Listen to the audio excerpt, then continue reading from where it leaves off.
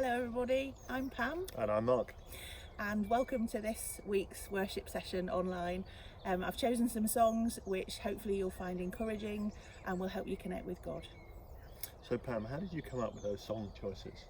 I wanted to find some songs which lifted our eyes to God, which declared who He was and remind us of what our foundation is. Okay, that's great. So can I just read some verses of scripture? Yeah. This is from Hebrews chapter 1, verses 1 to 3.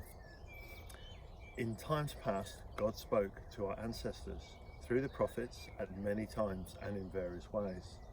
But in these last days, He has spoken to us by His Son, whom He appointed heir of all things, and through whom He made the universe. The Son is the radiance of God's glory and the exact representation of His being, sustaining all things by His powerful word. I love that last phrase, sustaining all things by His powerful word. That's really encouraging to remind us that God is actually the one who's in control and He's the one who holds us up and holds our world. There's another verse in 2 Corinthians chapter 4 which says something similar. It talks about how we see the glory of God in the face of Jesus Christ. So these song choices are all about how we can see Jesus this morning. If you've got children with you this morning, they might be finding it a little bit hard to do this online, or they might not.